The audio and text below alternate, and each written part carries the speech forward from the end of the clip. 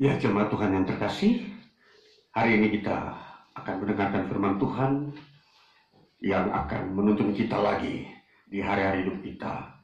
Mulai hari ini dan seterusnya, kita akan membaca dari Injil Yohanes pasal yang pertama pada ayat yang ke-9 dan ayat yang ke-10. Nanti dilanjutkan dengan Injil Yohanes pasal 15 ayat pertama hingga ayat ke-8.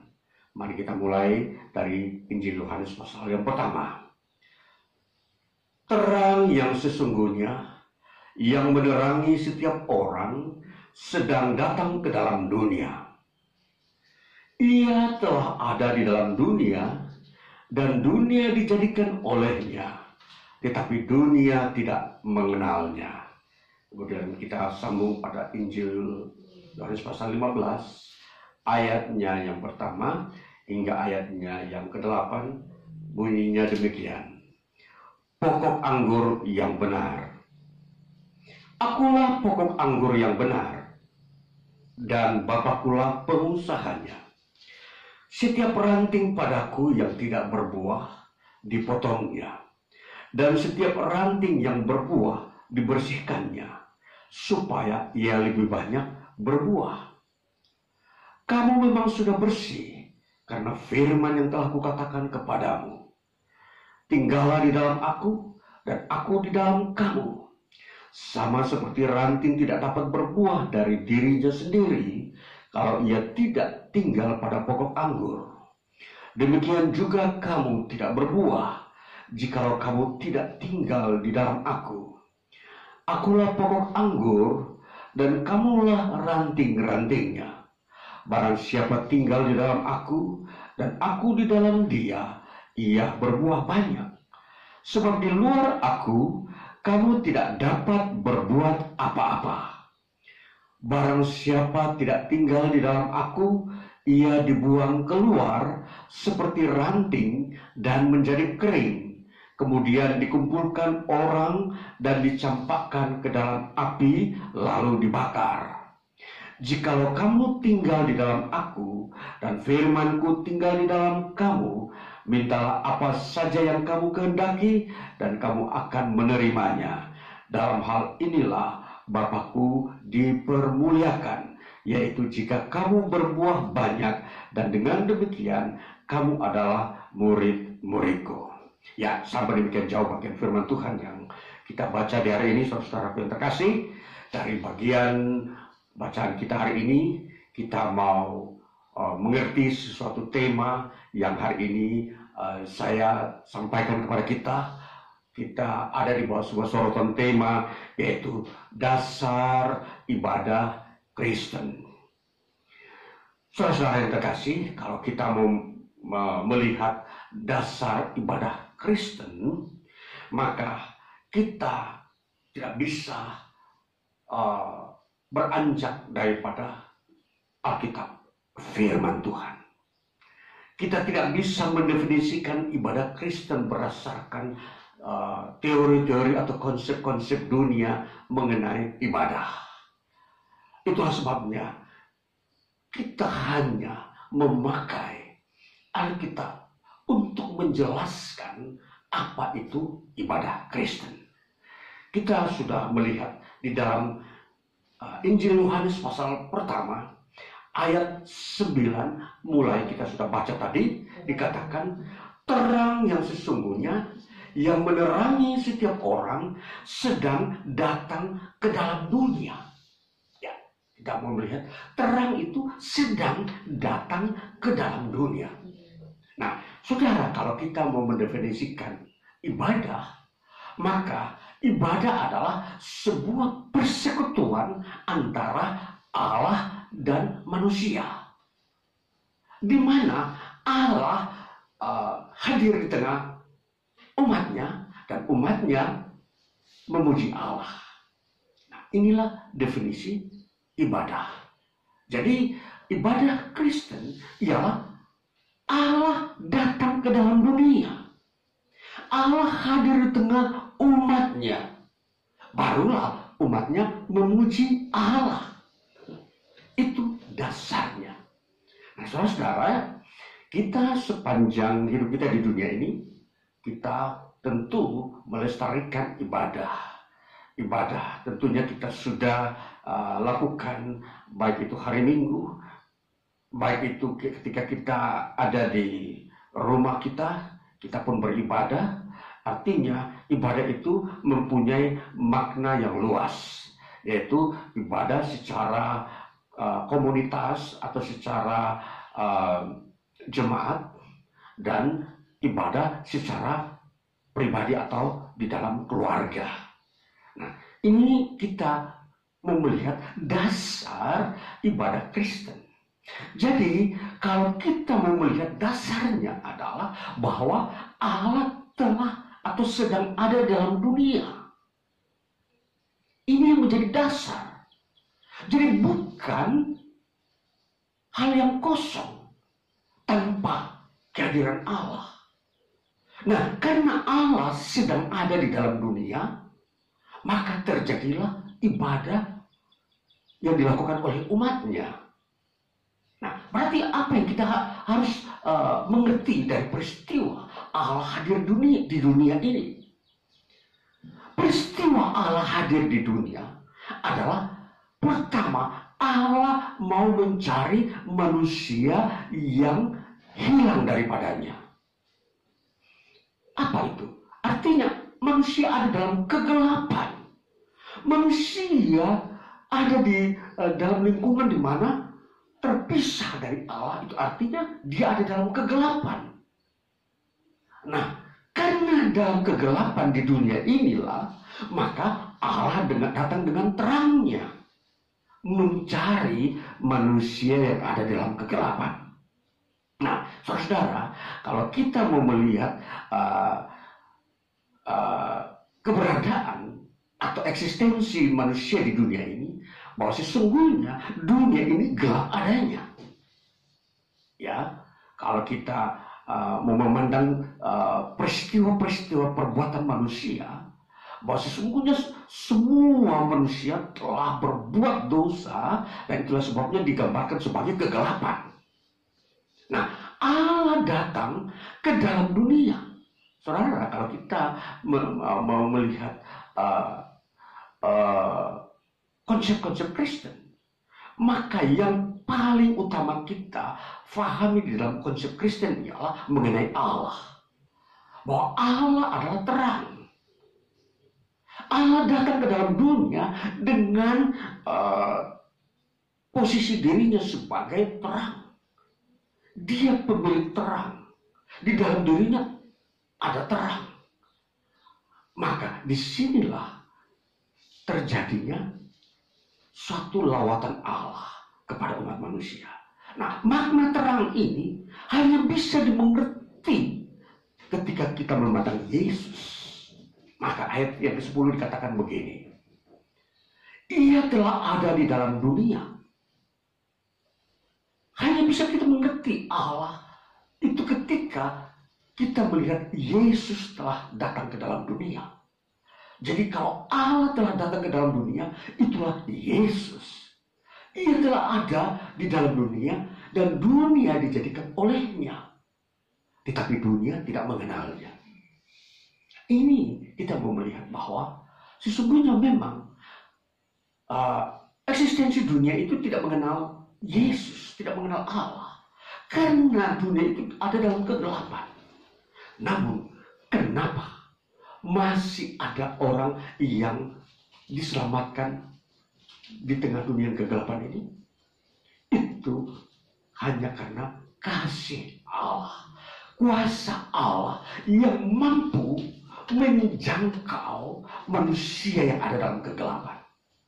Saudara, jadi kalau kita mau mendefinisikan ibadah Kristen, bukan manusia mencari Allah, tetapi Allah lah yang mencari manusia. Jadi, kalau kita hubungkan antara definisi agama ialah usaha manusia untuk mencari Allah. Nah, itu. Kalau pemahaman-pemahaman ini sudah difahami oleh para pemikir, baik konsep-konsep antropologi, baik konsep-konsep sosiologi, mereka mengerti apa itu arti agama. Jadi agama yang dimengerti oleh kaum antropologi atau kaum antropolog maupun sosiolog, bahwa agama adalah usaha manusia untuk mencari Allah. Nah, saudara-saudara, kalau kita mau mengartikan usaha manusia untuk mencari Allah, seolah-olah Allah yang hilang dari manusia. Tetapi konsep agama Kristen, iman Kristen berkata Allah yang mencari manusia. Itu berarti manusia yang hilang. Allah ingin mencarinya. Nah, itulah sebabnya ibadah Kristen bertitik tolak dari konsep ini. Allah mencari manusia. Nah, Allah mempunyai kuasa karena Dia pencipta, Dia menjadikan langit dan bumi ini. Maka Dia mempunyai kuasa untuk menjangkau manusia yang terhilang, sekalipun itu di tempat-tempat yang tidak bisa dijangkau oleh manusia. Allah mampu menjangkau itu. Nah, disinilah terjadi ketika Allah sudah mendapatkan manusia, Dia mengembalikan manusia kepada posisi terang.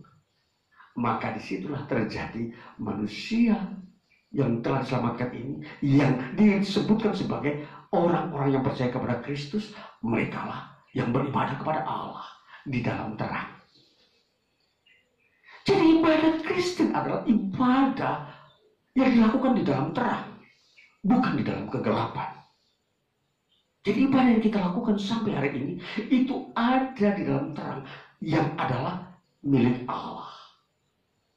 Maka kalau kita memuji Tuhan, mendengarkan firman Tuhan, itu adalah perbuatan-perbuatan terang yang di dalamnya kita memuji Allah, memuliakan Allah. Inilah yang kita mau mengerti makna ibadah Kristen. Dasarnya di sini. Jadi kalau kita melihat jauh kedalaman lagi, dasar ibadah iman Kristen ini, maka kita akan melihat bahwa itu adalah kasih karunia, anugerah. Jadi kita datang beribadah kepada Tuhan itu bukan sesuatu pemaksaan, tetapi karena kita sudah ada di dalam terang, maka di situ anugerah yang memenuhi kita. Maka saudara-saudara, menghadap hadirat Tuhan, tidak ada seorang pun yang akan bersungut-sungut. Tidak mungkin ada seorang yang menggerutu ketika beribadah. Ya, dasarnya karena kita yang ditolong Tuhan. Tetapi kalau di dalam kegelapan, manusia tidak bisa beribadah kepada Allah. Apapun upayanya, dia tidak bisa bertemu dengan Allah. Bagaimana itu bisa terjadi? Dia bisa bertemu dengan Allah di dalam kegelapan? Tidak mungkin. Hanya manusia bisa bertemu dengan Allah bila manusia ini ditarik keluar dari kegelapan, datang di dalam terang. Barulah dia ketemu dengan Allah, dan disitulah dia bisa beribadah. Nah, datangnya manusia dari gelap kepada terang bukan karena manusia menciptakan jalan itu sendiri.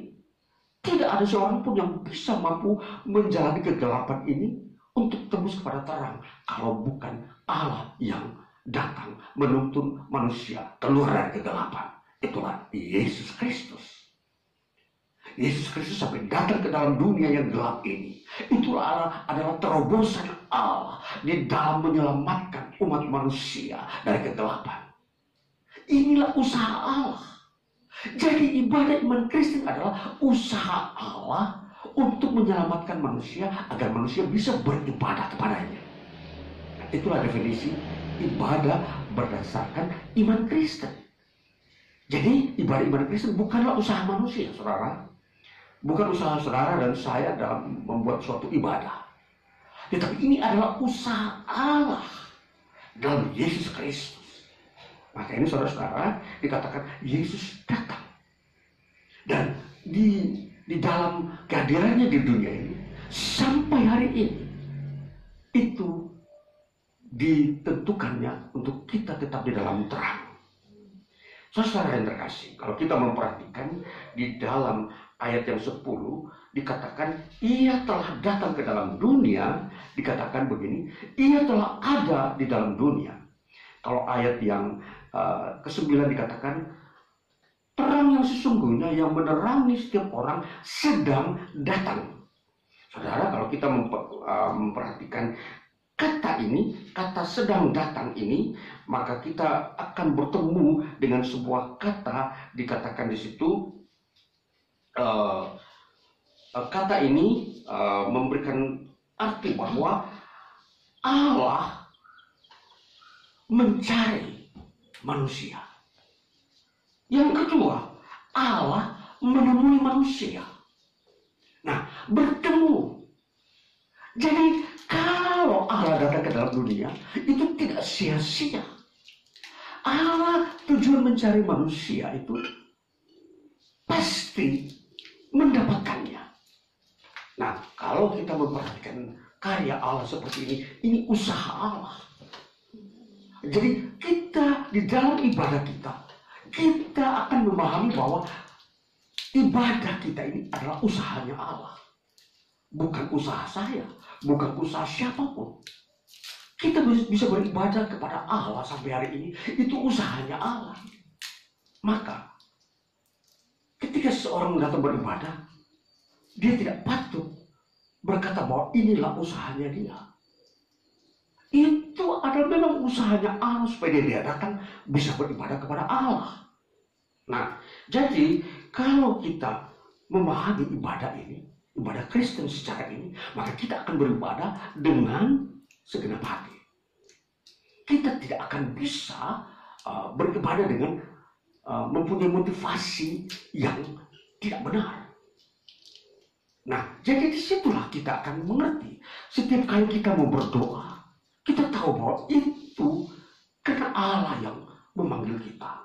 Ketika kita mau membaca firman-Nya, itulah Allah yang memanggil kita.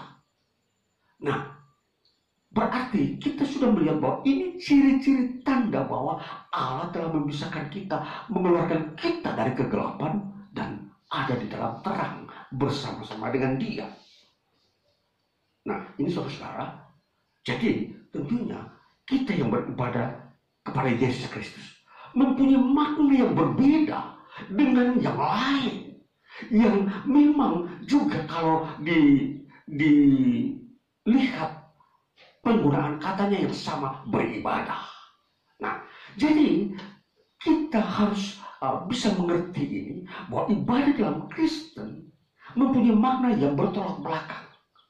Kalau di luar Kristen dikatakan ibadahnya itu adalah usaha manusia, sedangkan di dalam Kristen adalah itu usahanya Allah. Nah, maka dari sinilah kita akan menemukan bahwa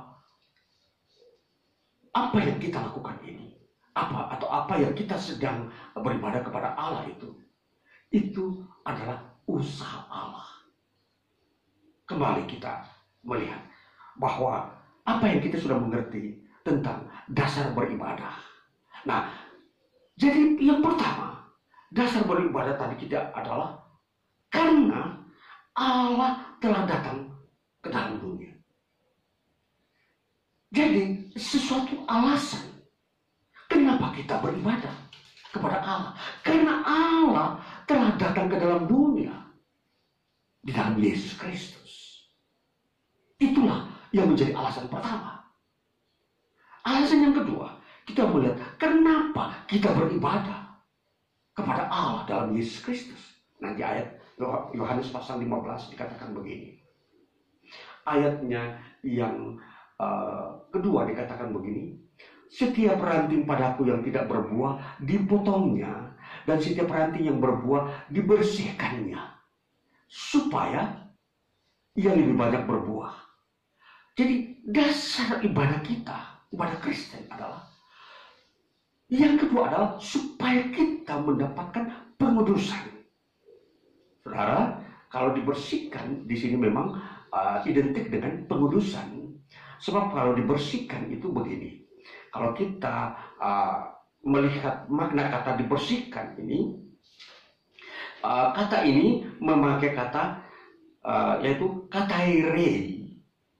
Katairei ini kalau kita terjemahkan itu memang dibersihkan, ya. Dibersihkan itu artinya dipisahkan dari yang tidak berguna. Nah, jadi apa yang tidak berguna itu dibuang oleh Allah. Jadi di dunia ini kalau kita melihat hal-hal yang tidak berguna bagi Allah itu banyak. Itulah sebabnya ketika Allah memanggil kita keluar dari kegelapan untuk beribadah kepada Dia, itu masih ada sisa-sisa yang tidak berguna, yang belum dibersihkan ketika dipanggil. Tetapi ketika kita sudah mulai beribadah, di situ sepanjang hidup kita di dunia ini kita terus beribadah, dan saat itulah proses pembersihan terjadi, dipisahkan, dibersihkan. Nah, kalau dibersihkan, ini sama dengan dikuliti. Kalau kita memperhatikan pohon anggur itu, petani anggur di dalam membersihkan carang-carang yang tidak berguna, itu dipotong. Sedang itu karena tidak berguna, sedangkan yang berbuah banyak itu dibersihkan. Yang dibersihkan apa itu? Ialah kanker-kanker yang tumbuh di batang yang menghambat buah anggur ini agar buah ini tetap berbuah lebat. Jadi kanker-kanker itu seperti sebuah bakteri-bakteri yang nempel di carang-carang pohon anggur. Nah, itu dibersihkan. Juga sisi yang lain ada daun-daun yang liar yang memang tumbuh di situ, dibersihkan. Nah, proses pembersihan ini tentunya kalau praktekkan dalam hidup manusia itu terasa sakit. Itulah sebabnya kalau firman Tuhan disampaikan menyinggung perasaan setiap orang, seringkali merasa tersinggung. Aduh, kenapa kelemahan saya dibicarakan atau diungkapkan? Itu tujuan untuk dibersihkan agar hal-hal yang masih tersembunyi dalam pikiran, perasaan setiap kita yang dulunya dalam kegelapan itu dibersihkan. Nah, jadi disinilah dasar ibadah iman Kristen. Jadi kita tujuan datang selalu beribadah untuk supaya kita terus dibersihkan. Nah, kalau sudah demikian, maka ibadah itu adalah memang ibadah Kristen modelnya seperti itu. Sesuai dengan ketentuan Alkitab. Kita datang bersekutu dengan Allah, menyembah Allah. Allah pun datang membersihkan diri kita dari kecemaran, dari pernah perbuatan-perbuatan dosa yang dulu kita belum percaya kepada Yesus Kristus, belum kita mengaku dosa, waktu kita masih sering berbuat dosa di kegelapan dunia ini. Nah, jadi ketika kita beribadah, nah maka kita akan melihat pengudusan terjadi. Semua menjadi umat Tuhan yang rendah hati, siap untuk dibersihkan. Maka kita akan melihat bahwa Tuhan begitu mulia di tengah-tengah umatnya, karena umatnya sudah dibersihkannya. Maka ini saudara-saudara, sebagai orang Kristen, kita harus sadar bahwa beribadah adalah untuk kita siap dibersihkan. Kita itu mendapatkannya dari Tuhan. Itu akan menghasilkan apa? Nanti yang ketiga. Dikatakan dasar iman Kristen, dasar ibadah iman Kristen adalah berbuah banyak. Di dalam ayat yang seterusnya dikatakan ayatnya yang kelima. Akulah pokok anggur dan kamulah ranting-rantingnya. Barang siapa tinggal di dalam aku dan aku di dalam dia, ia berbuah banyak. Sebab di luar aku kamu tidak dapat berbuah apa-apa. Berbuah banyak. Saudara, di dalam kiasan pohon anggur ini, untuk lebih memang dapat memahami bagaimana hasil maksimal daripada pohon anggur, ialah setelah melalui proses pembersihan, maka muncullah buah-buah anggur yang lebat di bagian-bagian carang yang telah dibersihkan. Nah, ini kiasan ini mempunyai hubungan langsung dengan kehidupan umat Tuhan. Jadi orang yang percaya kepada Kristus, setelah melalui proses pembersihan, dia akan muncul karunia-karunia rohani, karunia-karunia yang memang akan menghasilkan manfaat-manfaat bagi kehidupan manusia, yaitu umat Tuhan di muka bumi. Nah, ini saudara-saudara. Jadi ada kegunaan ketika firman Allah disampaikan kepada setiap umat Tuhan yang mendengarkannya supaya dia bersih, lalu menghasilkan buah. Saudara, kalau kita mau memperhatikan hidup manusia di muka bumi, seringkali manusia menghendaki mengingini seseorang itu berpotensi besar, memiliki potensi, tidak bisa datang dengan sendirinya di dalam diri manusia. Perlu ada relasi dengan Allah. Potensi adalah karunia pemberian Allah. Itulah sebabnya untuk mendapatkan potensi yang maksimal hanya bisa melalui pembersihan. Kita bersekutu dengan Allah dalam Yesus Kristus itu untuk menghasilkan potensi-potensi, buah-buah karunia-karunia yang banyak, agar memang kemuliaan bagi Tuhan itu bisa nyata di dalam kehidupan umatnya. Ini saudaraku yang terkasih. Maka kalau kita memperhatikan kembali tujuan kita beribadah, itu sebenarnya memperlengkapi umat Tuhan atau kita sendiri untuk semakin mendapatkan potensi-potensi diri kita untuk bisa dikembangkan di dalam kehidupan kita di dunia ini. Kita bisa berkarya, kita bisa sukses, kita bisa menemukan hal-hal yang belum ditemukan oleh manusia lainnya.